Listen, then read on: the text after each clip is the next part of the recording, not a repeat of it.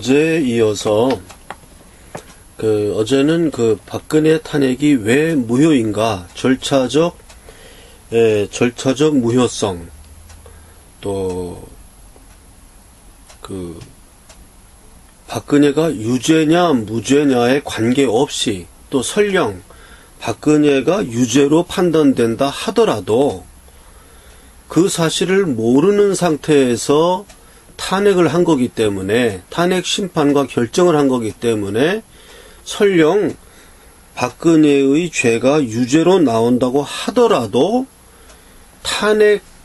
헌법재판소의 탄핵 결정은 그것은 무효인 것이다. 그를 절차적인 무효라는 것을 어저께 이야기를 했어요. 그래서 입증을 했고요. 그러니까 어저께의 주 쟁점은 그겁니다. 박근혜가 유죄냐 무죄냐 이건 중요하지 않다. 그거는 중요하지 않고, 국회가 탄핵을 하던 시점, 헌법재판소가 탄핵을 결정을 하는 시점에서 박근혜는 아직 재판이 선고가 되지도 않은 진행 중인 상태였기 때문에, 그것은 우리가 언론의 보도고 뭐고 간에 다 모르는 상태에 있는 것이다. 헌법재판소 재판관도 모르는 것이고, 국민도 모르는 것이고, 국회의원도 모르는 것이고, 결과가 안 나왔으니까 모르는 상태에서 어떤 선입견에 의해서 자신이 갖고 있는 어떤 개인적인 어떠한 신념에 의해서, 개인적인 확신에 의해서 결정을 한 것이기 때문에 그것은 절차적으로 무효이다. 즉 박근혜가 유죄이냐 무죄이냐는 중요하지 않다. 설령 유죄인 것이 판정된다고 하더라도, 나중에 하더라도 그것을 모르는 상태에서 결정을 내린 거기 때문에 그것은 절차적으로 무효인 것이다.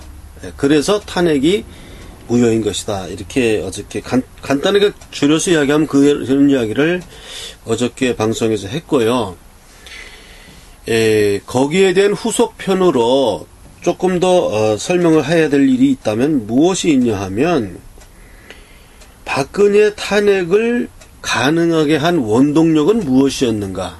자, 그러면 박근혜 탄핵의 원동력이 무엇인가를 따져보겠습니다.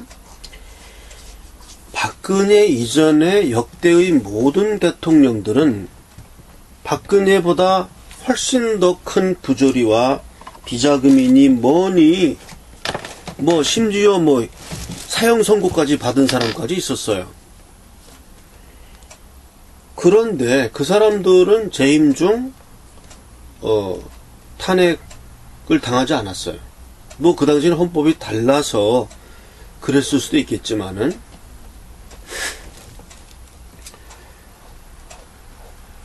그리고 이제 탄핵 의결이 났던 사람이 노무현 대통령이 있었죠. 박근혜 이전에. 근데 그거는 박근혜의 경우와는 좀 다르죠.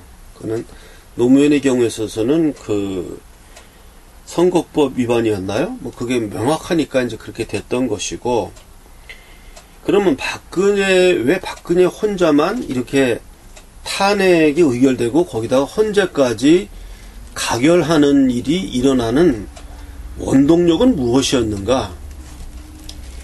그 심층을 들여다보면요, 아주 어처구니 없는 겁니다.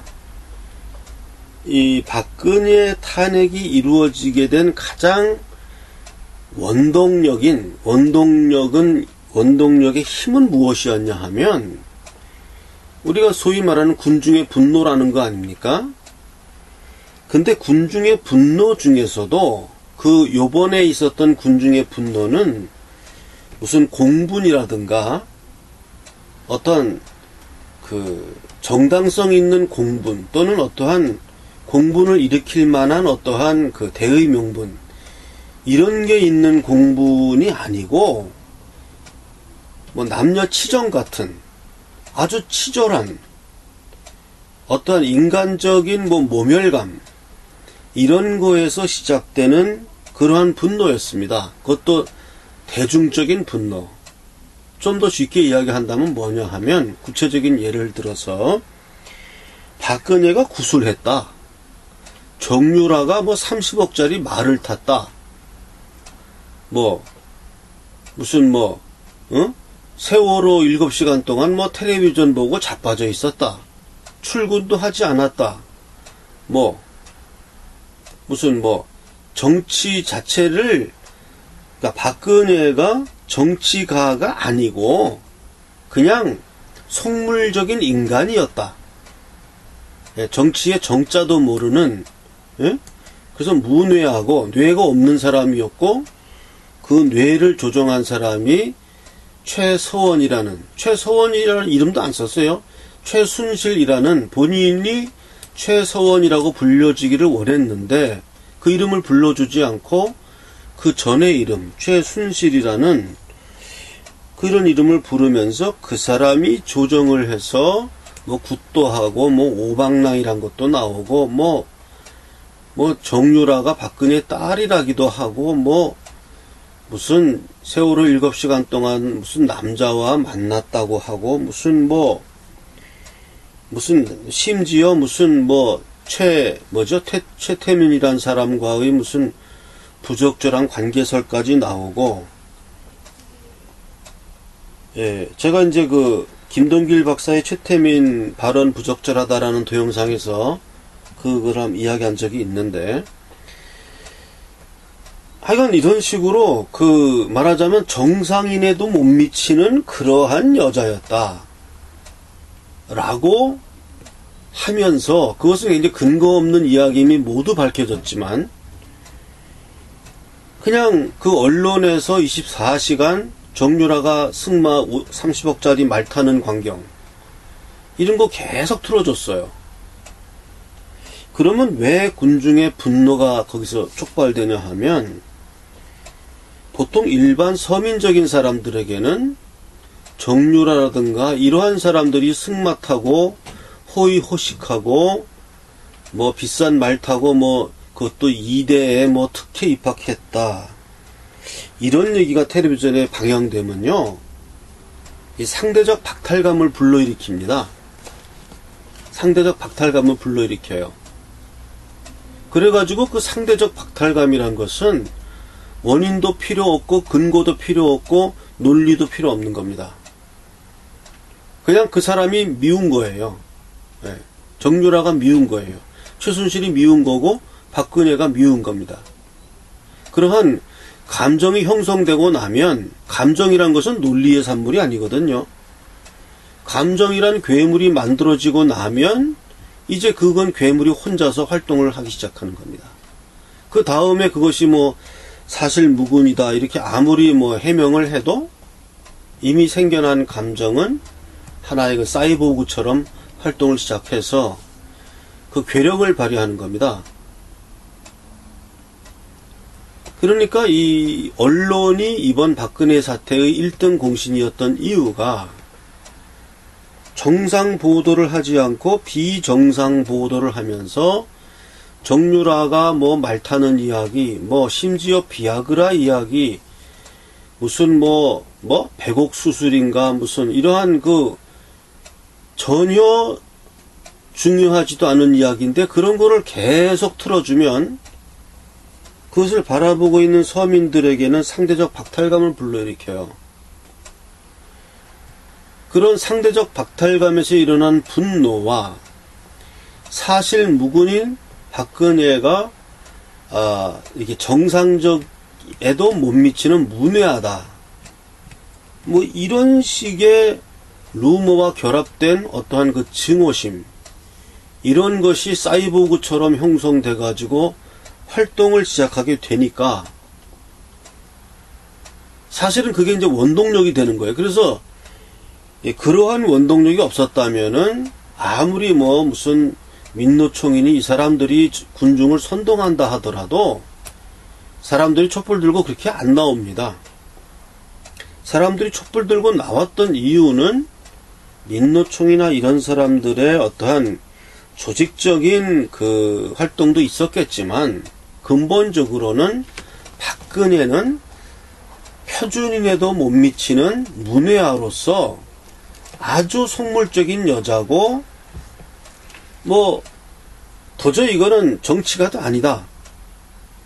그런 데에서 사람들이 이렇게 어떠한 근거 없는 분노를 느낀 거예요. 그 최순실 그때 재판에도 무슨 그 청소하는 아줌마가 막 뭐라고 하는 막 최순실에 대해서 욕하는 게 있었죠.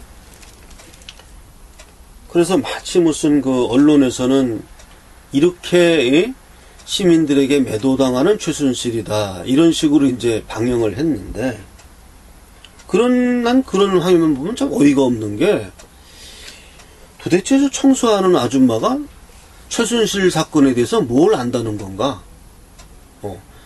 최순실이 지금 법정에 들어가서 재판 그 변호사한테도 막 뭐라 그러더라고요. 도대체 왜 최순실 같은 여자를 변호하느냐 이러면서. 나는 어이가 없는 게, 도대체 저 아줌마가 텔레비에서 본 얘기 빼놓고 도대체 뭘 알길래 남 재판하는데 감나라 배나라 왜 변호사한테 이런 여자 변호하냐 이렇게 따질 수 있는가. 따질 수 있다고 생각하는 가장 큰 그 명분은 뭐냐 하면 천하에 밝혀진 사실이라는 거예요. 그 사람 생각에. 그 사람 생각에 최순실의 국정농단 사건은 만천하에 공개된 너무나 자명한 일이다 라는 인식이 그 사람 마음속에 박혀 있으니까, 그렇게 이경재 변호사인가 그 사람한테 대고 삿대질 해가면서 따지는 거예요.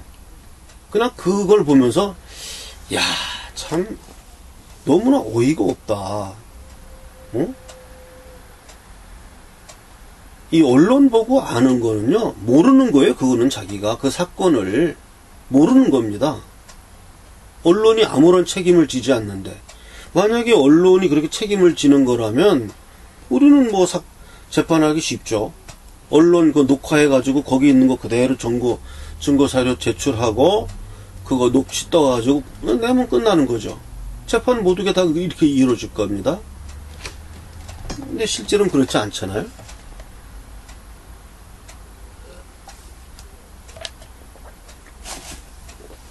그러니까 많은 일반 대중들은 근거 없는 분노와 근거 없이 자명하다고 생각하는 스토리, 이거에 대해서 분노해서 뭐 광장으로 밀려 나간 겁니다.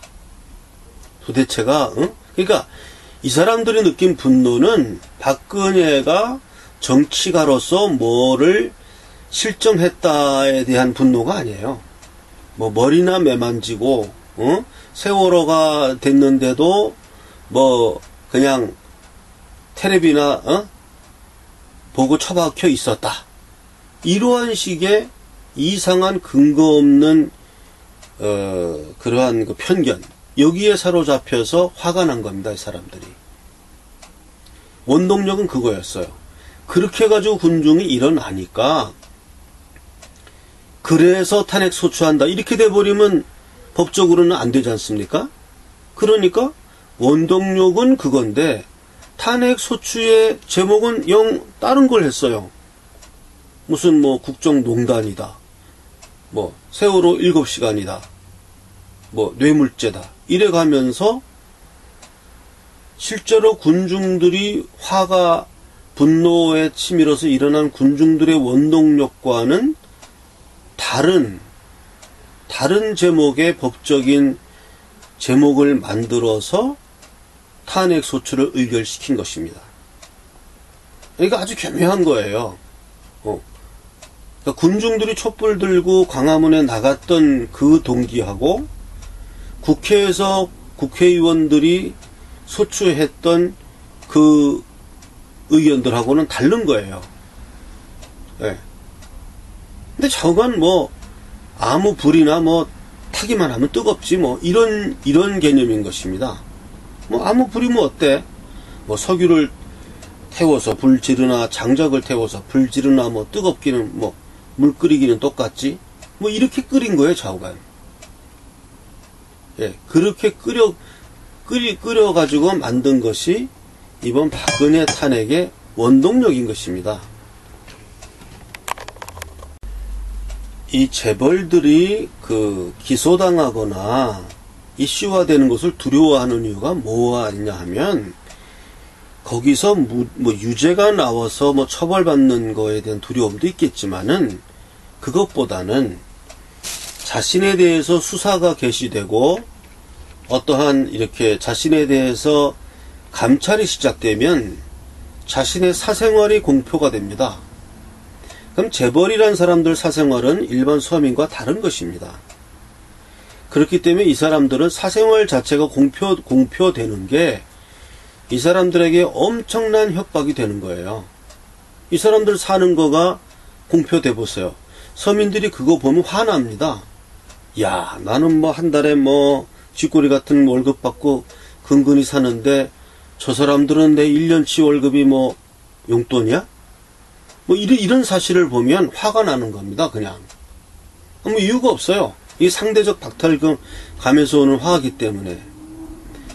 이러한 어떠한 절묘한 상대적 박탈감이 정유라 승마 사건입니다. 거기에서 엄청난 원동력을 일으킨 거예요. 그거를 막 보도하고 24시간 뭐 패널들 나와가지고 뭐 정유라가 어쩌고 뭐 계속 그냥 그 얘기를 하니까 사람들이 부글부글 끌어오르게 된 것입니다. 그래서 제가 사석에서 사람들에게 이야기한 바로는 현행 헌법으로 계속 간다 하더라도 앞으로 대통령 탄핵 사태는 어지간해서는 일어나지 않을 것이다. 왜냐하면 일단 여자 대통령이 또 나올 것 같지는 않아요. 당분간 어떻게 될지 모르지만 또 이렇게 박근혜 같은 또 독신의 노처녀 대통령 이런 것도 하나의 그 탄핵을 일으킬 수 있는 요인이었고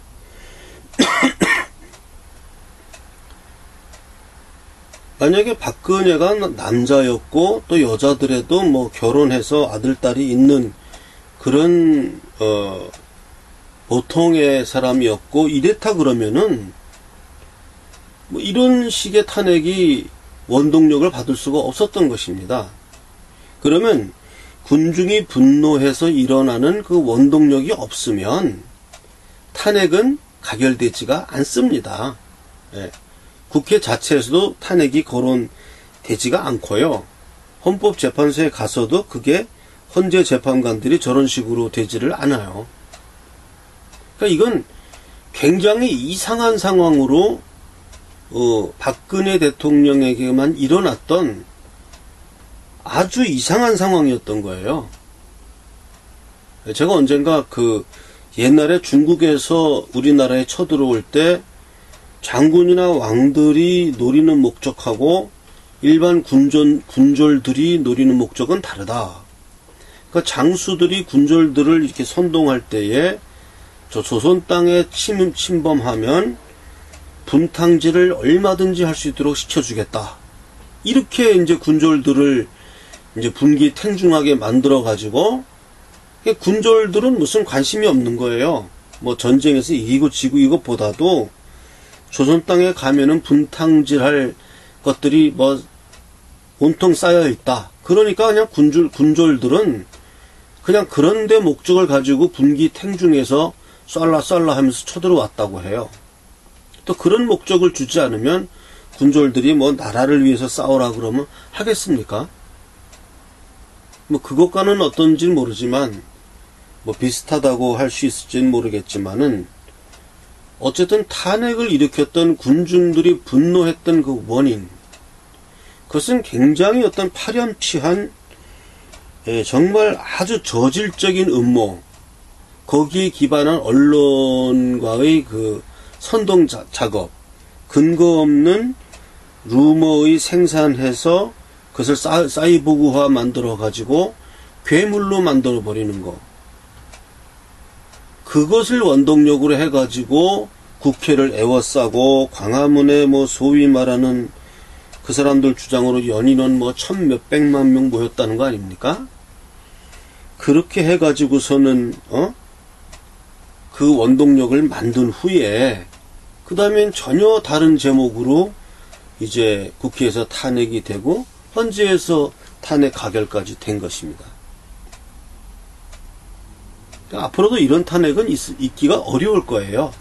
예, 박근혜와 똑같은 사람이 또 대통령 된다는 건 뭐 거의 불가능한 일이고, 누가 대통령이 되더라도 이렇게 뭐 민노총이나 이런 사람들이 아무리 선동한다고 하더라도 사람들이 촛불 들고 일어날 만큼, 과거에 대통령들, 역대 대통령들 많은 비리가 있었고 어쩌고 했지만 그냥 정치적인 어떠한 그 공방으로 끝났어요.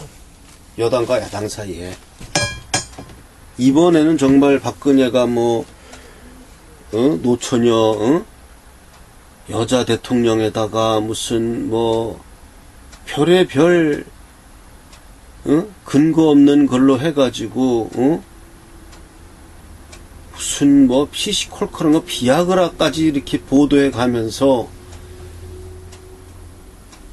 그러니까 어떻게 보면 그 언론 기자나 이런 사람들도 어떤 고의를 가지고 그런 사람도 있겠지만은 고의 없이 그랬던 사람들도 있습니다. 단지 특종을 위해서.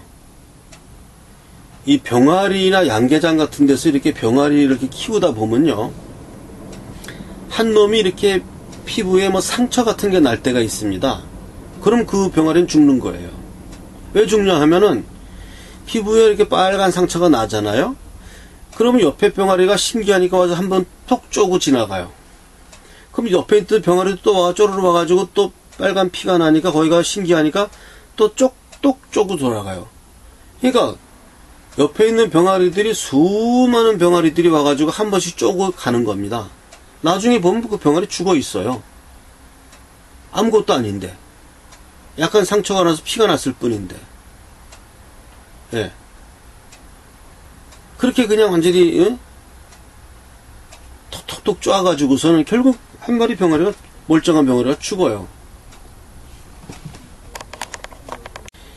그래서 그렇게 그 병아리들이 한 입씩 쪼고 지나가듯이, 그렇게 요번에 그 언론 기자란 사람들이 그렇게 아무 생각 없이 이렇게 뭐 빨간 표가 나니까 거기서 이렇게 한 입씩 쪼고 간 것일지도 모릅니다. 그러니까 여기는 뭐가 없나 저기는 뭐가 없나 그러면서 무슨 뭐 비아그라가 나왔네 뭐 이러면서 그냥 쪼은 거예요. 그냥 병아리들 같이. 나는 그렇게 생각합니다. 그 사람들 모두가 다 무슨 좌파의 선동을 받아가지고 정부 전복의 음모를 가지고 했다기보다는 그냥 뭐 신기하니까 막 쪼아붙인 거예요. 이렇게 여기저기 쪼고 여기도 쪼고 저기도 쪼고 하면서 하다 보니까 피투성이가 된 거죠. 상대방은. 나는 그렇게 언론이 행동했다 이렇게 봅니다. 물론 수뇌부의 생각은 좀 달랐겠지만은. 그래서 이상의 그 정리하면 박근혜 탄핵과 같은 이런 어처구니 없는 탄핵은 다시는 있을 것 같지가 않다. 예. 왜냐하면은 광화문에 촛불 들고 나올 사람들이 이제는 또 없을 것이기 때문에, 이러한 일이 없으니까, 이런 식으로 원동력이 뭐 인간적으로 아주 뭐 비열한 인간이었다 이렇게 하면서 할 수 있는 그런 주제가 뭐 있겠습니까? 예, 그래도 다 멀쩡한 사람들인데.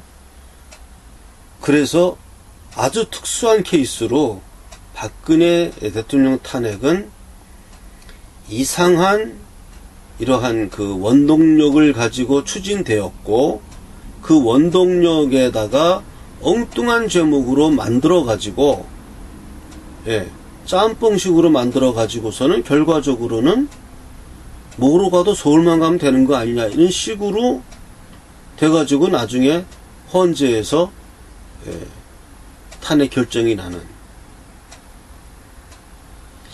참 있어서도 안 되고 너무나 그 도덕적으로 하자가 많고 남에게 이야기하기 부끄러운, 외국 사람들에게 우리가 얼굴을 들고 다닐 수 없는 그런 아주 민족적인 수치스러운 사건이었다. 저는 그렇게 생각합니다. 그런 수치에서 우리 모두가 자유로울 수 없었다. 그래서 그렇기 때문에 이것은 하나의 민족의 수치고, 이것은 반드시 이 탄핵의 무효를 밝혀야만 하는 것입니다. 제가 어저께 동영상에서 말했듯이 그 원인과 근거도 없는 거였고, 그건 법적으로 고찰한 것이었고, 오늘 방송에서는 법적인 고찰이 아니고 인간 내면의 성찰이죠. 그리고 어떤 그 심리학적인 고찰이죠. 그런 것으로 볼 때에 그 원동력도 너무나 저열한 데서 비롯된 것이었고, 박근혜라는 특수성에서 이것이 일사천리로 이루어진 것이기 때문에 아주 저열한 그런 동기에서 시작된 것이었고, 그 결과 또한 아주 저열했어요. 그런데 그 책임은 우리 민족 전체에게 씻을 수 없는 오점으로 남겨진 것이고, 이제 뭐 대통령 선거가 끝났다 그래가지고 이 탄핵 무효가 끝난 게 아닙니다. 탄핵 무효는 여전히 계속되는 것입니다. 이 탄핵은 무효인 것입니다. 그래서 우리 민족에게 민족사적으로 수치스러운 이 오점을 우리는 이걸 벗겨야 돼요. 이것을 벗겨야 되고, 그래서 우리가 얼마나 자랑스러운 우리가 민족입니까? 어느 민족사에 안중근 의사 같은 사람이 있었습니까? 없습니다. 다른 민족사에 그렇게 안중근 의사 같은 사람, 이런 역사 가진 그런 민족이 별로 없어요. 세계사적으로. 그런 위대한 인물들을 배출한 우리 한민족인데, 이게 뭡니까? 이게 나중에 헌재까지 나서가지고선 8명이 왜 재판 못하냐 이러면서 재판했어요. 이게 말이 됩니까? 8명이 왜 재판 못하냐? 그게 재판관들이 할 이야기입니까? 그거는 전혀 재판관들이 할 이야기가 아니에요. 그리고 뭐 8명이 재판해야 될 이유를 여러 가지로 들었는데, 그거 읽으면서 아 정말 이게 말된다 이렇게 생각할 사람이 누가 있겠습니까? 그러니까 그 사법적인 어떠한 그 재판 과정에서도 너무나 오점이 많았고, 이러한 그 심리학적인 면에서도 너무나 저열한 것이었고, 이거는 반드시 이 탄핵 무효를 규명해서 우리 민족사의 이러한 수치의 오점을 우리가 지워야 됩니다. 이상입니다. 태극신문에 대해서 문의하시는 분이 있어서 답변합니다. 태극신문은 우리 보수 우파를 대변하는 정론지를 지향하고, 그것을 목표로 처음에는 주간이나 2주간 정도로 발행을 시작하면서 나중에 점점 사세가 확장되어 가면 매일 신문을 목표로 지금 발간할 계획으로 있습니다. 이를 발간하기 위한 태극사랑 주식회사를 설립하였고, 거기에 대한 주식을 한 주당 500원에 주식 참여자를 모집하고 있는 것입니다. 태극신문을 창간하기를 희망하시는 분들은 태극사랑 주식회사의 국민참여 주식에 참여해 주시면 되는 것입니다. 태극사랑 주식회사의 은행 계좌번호를 알려드리겠습니다. 국민은행 5951-01-001-768 5951-01-001-768 태극사랑 주식회사 국민은행 태극사랑 주식회사 5951-01-001-768 이 계좌로 입금을 하시고, 한 주당 500원이니까 한 주당 500원입니다. 그러면 100주를 사면 5만원입니다. 그건 계산은 알아서 하시면 되고, 이 자기가 원하는 액수를 송금을 하시고 저한테 전화 또는 문자로 성함, 보낸 액수, 주소 이렇게 문자로 보내주시거나 전화로 알려주시면 제가 그것을 확인하고 입금이 되면 제 핸드폰에 바로 뜹니다. 누가 얼마 입금했다. 그게 뜨고 주소는 안 뜨니까 주소를 알려줘야 됩니다. 내가 누구고 얼마를 보냈고 주소가 어떻게 된다. 주민등록번호를 공개하고 싶지 않은 분은 안 알려줘도 됩니다. 이름하고 주소만 있으면 주주명부에 특정이 되니까 그건 관계없고요. 주민등록번호 알려줘도 괜찮다 싶은 분은 알려주셔도 괜찮습니다. 네.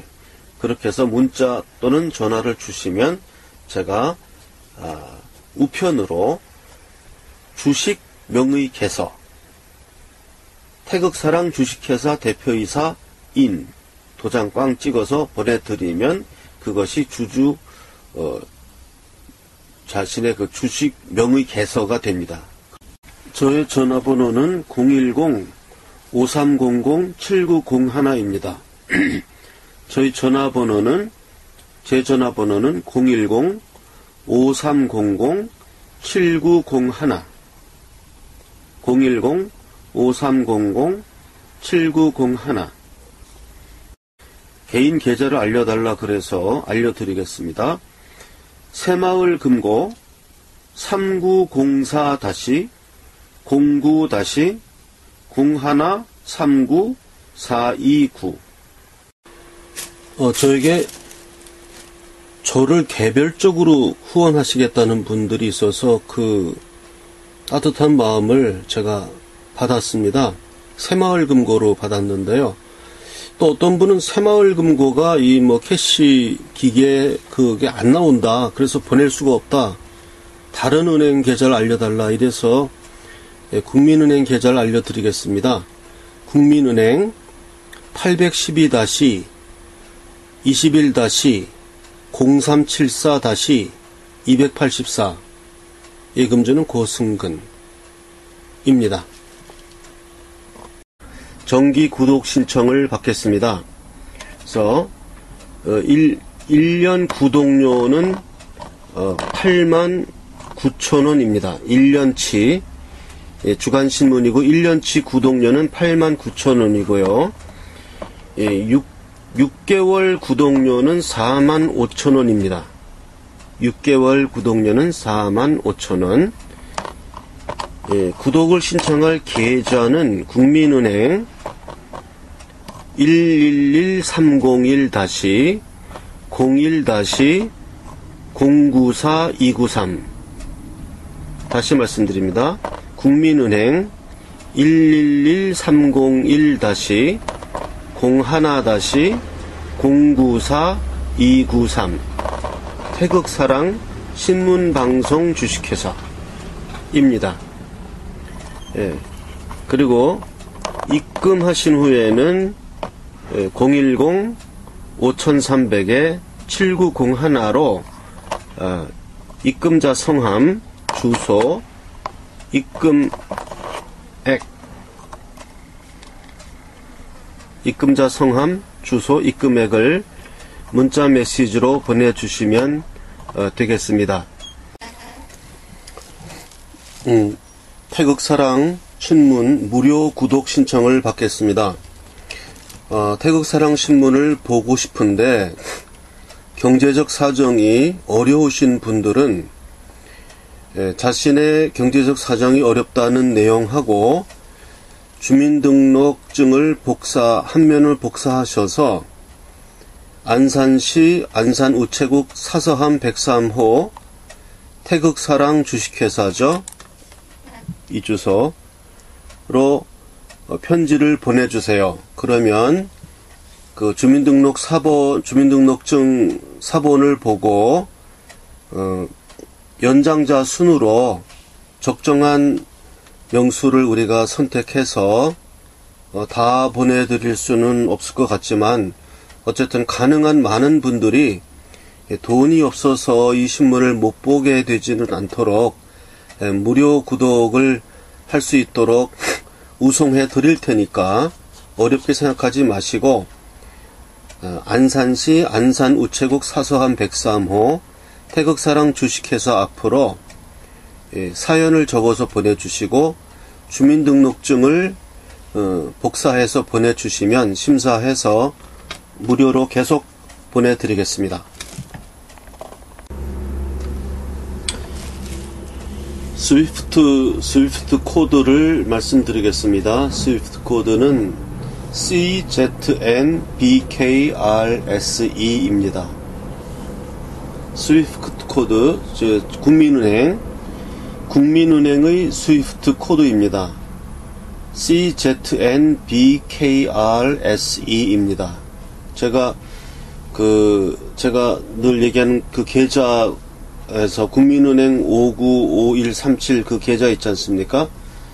이 계좌로 해외에서 송금하려고 하는데 스위프트 코드를 몰라서 송금이 안 된다고 저한테 연락이 왔어요. 그래서 제가 은행에 알아보니까 국민은행의 스위프트 코드는 CZNBKRSE입니다. 그러니까 요거를 알아셔서 요거를 스위프트 코드를 치면은 해외에서 송금할 수 있다고 합니다. 오늘 제가 알아서 방송합니다.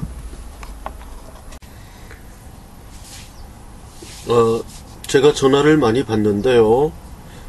꼭 저를 만나서 이야기하고 싶은 분, 또 자기 요즘 많이 어렵죠. 생활하는 게 어렵고 전국도 어렵고 뭔가 하소연하고 싶고 이런 분들은 좋습니다. 어떤 용건도 좋고 중요하든 중요하지 않든 우리는 자꾸 만나는 것이 중요하니까 저한테 전화로 연락을 주시면 만날 장소와 시간을 정해서 만나도록 하겠습니다. 제 전화번호는 010-5300-7901 010-5300-7901입니다. 연락 주시면 제가 시간과 장소 서로 만나서 이야기를 하도록 하겠습니다. 먼저 제 이메일과 사서함에 대한 광고를 하나 하겠습니다. 어떤 분들은 사서함을 할 줄 모른다, 사서함으로 보내세요. 우리가 사서함을 할 줄 모른다 이렇게 말씀을 하시는데 이메일은 무엇인지 아실 거고요. tenor88@naver.com으로 이메일을 보내시면 이메일로 보낸 것도 문서의 효력이 있어요. 그거를 제가 예를 들어서 어떤 분이 저한테 이메일로 보내면 그걸 내가 출력을 하면 그건 이제 이메일 주소가 딱 정해지니까 그거는 확정 문서로서의 효력이 있습니다. 그러니까 고발장 또는 진정서 또는 진술서 어떤 내용이든 좋습니다. 그런 것을 이메일로 보내도 문서로서의 효력이 있고요. 그 다음에 사서함으로 보내라. 그러니까 사서함이 뭔지 모르는 분들이 있는데 자기는 안 해봤대요. 그래서 사서함이란 것은 편지를 받는 주소를 말합니다. 보통 우리가 집 주소로 보내면 그 집에 사람이 없을 경우에는 딱지를 붙여놓고 갔다가 3번 배달이 안 되면 그대로 반송되거든요. 그런 걸 막기 위해서 사서함을 내가 우체국에 개설을 하면 편지가 그 우체국 사서함으로 오는 거예요. 이 주소.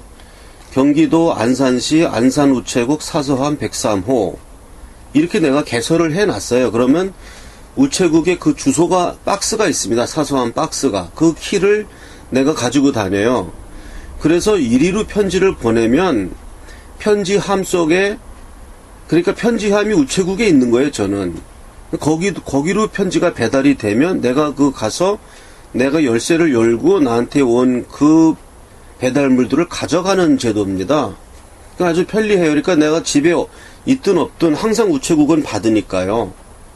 그래서 이 사서함이라는 게 특별한 제도가 아니고 그냥 주소를 말합니다. 외우기도 좋은 거예요. 안산 우체국 사서함 103호. 그러니까 사서함이라는 것은 편지를 받는 주소를 말합니다. 그 주소를 특별히 뭐 사서음을 하라는 특별한 개념이 아니고 이리로 편지를 보내면 됩니다. 경기도 안산시 안산우체국 사서함 103호 태극사랑 주식회사 앞 이렇게 편지를 보내라 이런 뜻입니다. 태극사랑 합창단을 모집합니다. 현재 우리가 지금 저번 주에 26명 모여서 창단이 되었고 계속 또 더 참여하시고 싶은 분들은 010-8213-4100 총무님 전화입니다. 총무님 전화번호에다가 연락하셔서 참여 여부를 밝히시면 되겠습니다. 010-8213-4100입니다. 총무님 전화번호. 연습 시간은 토요일 10시 반에서 11시 반까지 1시간 하고 11시 반에서 12시 반까지 1시간 정도는 연습을 하기도 하고 때로는 친교가 더 필요한 경우에는 친교 시간을 갖도록 하겠습니다.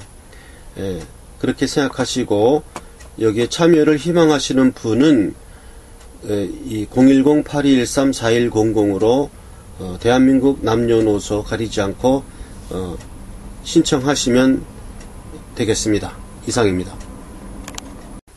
제가 뭐 하는 사람인지 또 궁금해하시는 분들도 있고 그래서 제가 성악가예요. 테너입니다. 그래서 제가 그 연주했던 동영상 하나를 같이 편집해서 올립니다.